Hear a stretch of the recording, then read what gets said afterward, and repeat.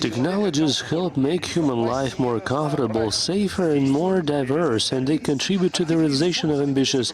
The active use of digital services, including in the urban environment, has significantly increased the efficiency of solving practical problems in the field of security, transport, medicine, and ecology. What has been lacking in modern society in technological world of urban agglomeration, naturally, is it possible to develop comprehensive solutions? And what areas of scientific development in the area of smart city have the greatest promise? It is with pleasure that I introduce the participants of today's session. Let's welcome Kristina Kostroma, First Deputy Head of the Department of Entrepreneurship and Innovative Development of the City of Moscow. Vladislav Butenko, Management Director, Senior Partner of Urban Development of BCG in Moscow. Let's welcome online speaker Claire Vishik, Head of Technical Department for Global GR Issues of Intel. Vladislav, over to you.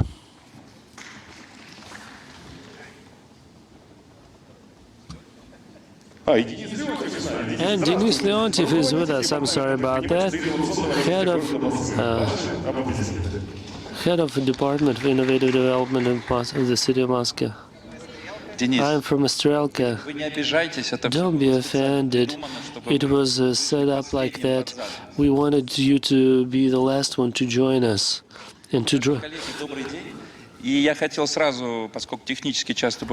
because technically we have some issues. So, Claire Vishik, can you hear us? Because I cannot hear any answer. Okay, Claire, hello. Good to see you. We can see you very well on the screen. So the virtual reality is working. And let us start.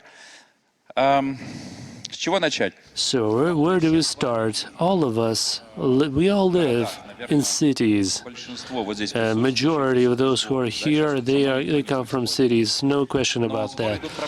But there are some questions about the future of cities. Nassim Taleb, my colleague, in March of 2020, last year, he stated this: the death of the cities. He said that cities are not needed anymore because, you know, contagion takes place in the cities, you know, infectious diseases spread in the cities, so the value of the cities will go down. People will move to suburbs, then to small towns, to villages, and eventually, if remote access is good, so you can work from your country house, from far away. There is another trend. As all this meta universe, Zuckerberg said to his people, we only achieved 1% of our goals. In the following 10 years, people will live and do business in meta universe. And for billions of dollars, they sell real estate assets. I don't know if it's not real estate, but it's in meta universe. You can buy a space. It's quite expensive. It's not like your real estate in New York, but still. And cities started to respond to that. Seoul announced its strategy where they distribute VR helmets to their people to make sure that Seoul retains its significance, so that people do not switch to meta universe altogether. So the first question is to our speakers: cities were built and they were designed for physical concentration of people. People live in this physical world. So country is a more virtual notion. It's a philosophical notion. You cannot truly check what's going on in a country, but the city, it's visible. You know where city borders are. You can say, hey, Moscow, you know where Moscow is, etc. But cities are different from countries in that respect, that the level of trust towards city leaders is much higher compared to country leaders. So which is true around the world, more or less. So cities were conceived as a physical agglomeration of people. But if people live in smaller places or even in villages, and maybe they spend 16 hours a day in that meta-universe. So what about physical concentration of people? Is it still important? So I would like to ask this question of Denis Leontiev, who comes from KB Strelka, which is a design bureau. They have run a lot of wonderful projects. So what is the meaning of physical space, physical environment in that context? Thank you very much for the question. And to get started on this, you mentioned Nassim Taleb, so this amassing idea that we are amassing people in one place, but people want to escape. They want to escape from the city. They want to escape from the planet. It can be reality or it can be fantasy, but I'm not about escapism. I don't think there's any better planet than Earth for humanity, and there's no better type of population populating the earth than cities. We all live in the cities, and 85% of population will live in the cities. Now it's about 60% of global population. At the same time, cities occupy only 2% of land mass. So of course we do some damage to the environment. We have gas emissions that we produce, but still it's a very dense type of population. I don't think you cannot achieve the same effectiveness if you have distributed population. It just does not exist. Second thing, it does not negate the fact that we need to think how urban impact on the environment and on social problems, how it can be reversed. So it is positive, not negative anymore. So the concept, the urban concept, it makes sense. We have a global network of cities. People move, monies move, ideas move, etc., etc. This concept works. It can be fine-tuned to reduce environmental impact, etc. So if I got you right, people will keep living in the physical world, and dense population is more efficient in terms of the use of physical space. It's easier, it's cheaper than the individual. I'm not saying it's better or worse. I don't know how we will live in 50 or 100 years. I just don't know. But from what we see, the trends of urbanization, I think the cities will preserve their role. Of course, some things will be rethought, virtual things will be added, but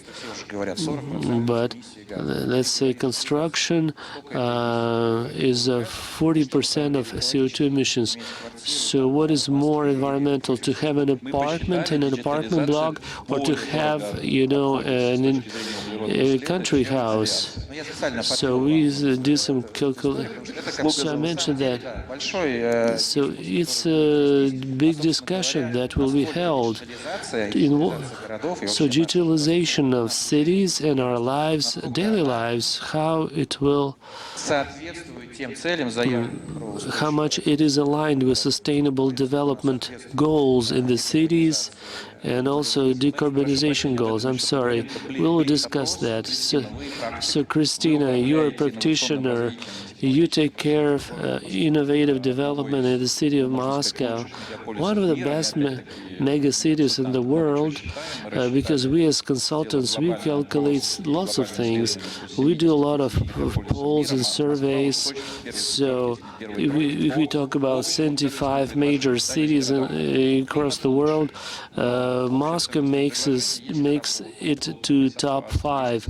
Maybe not the cleanest air, but still you're in top 5. So what is the role of physical space? So why it will be still there? In a nutshell, I think that our mentality would not let us to fully exit physical environment. You know, food can be delivered to your home, but we still want to meet our friends in a restaurant and be at the same table. You know, we can do on some online training, physical fitness training at home, but we still want to go to the gym and see other people. And telemedicine, same thing. Some things can be done remotely, but we will still go to the hospitals for specific procedures. So physical infrastructure cannot be exited. We will still need it. And of course, we know those people who during the pandemic moved to smaller places, and some companies decided not to work in their offices at all. They all switched to online. But we did some studies on that, and we see the trend towards people coming to the cities. It's much stronger than the reverse trend when people leave the cities. And Claire, so what is the role of physical? Will this remain? I think there is always a combination of trends in this case as well. There is a trend from that has to do with people leaving cities and going towards suburbs, or even relocating to environments that are more isolated.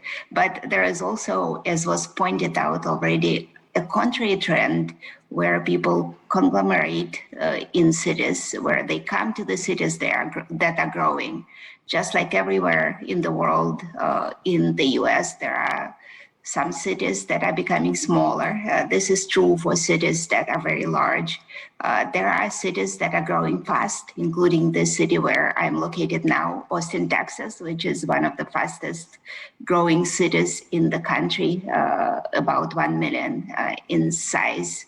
The pandemic brought the realization to some of the areas that we have considered somewhat futuristic, purely virtual work, virtual environments for cooperation, hybrid environments that actually are harder to design than fully virtual environments. We have become much more practical about how to construct virtual environments for the workplace, for the place of education, for some government processes, and many other things.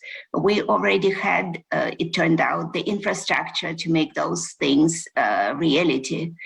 We could provide education online, even though it did not appear fully desirable. We could work from home, even though as a 100% pervasive trend, this was not feasible. It appeared before the pandemic.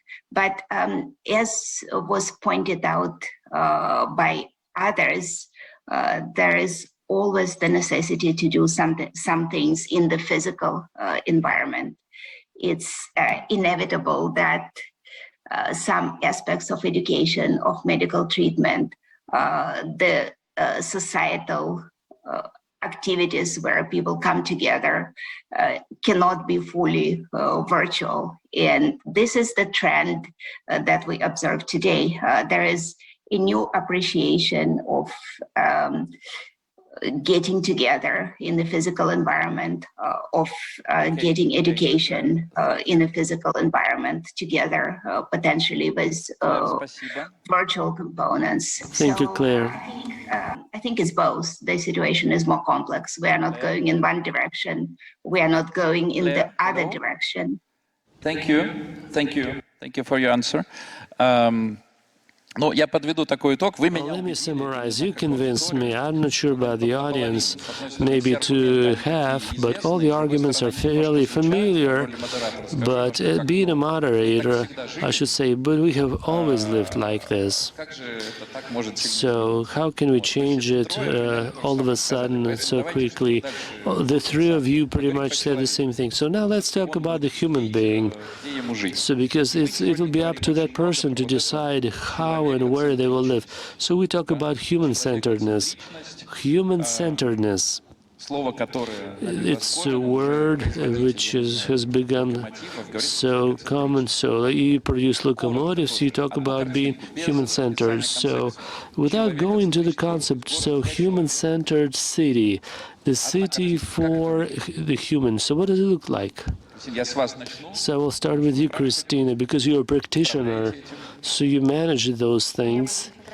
I have a technocratic answer. Human-centeredness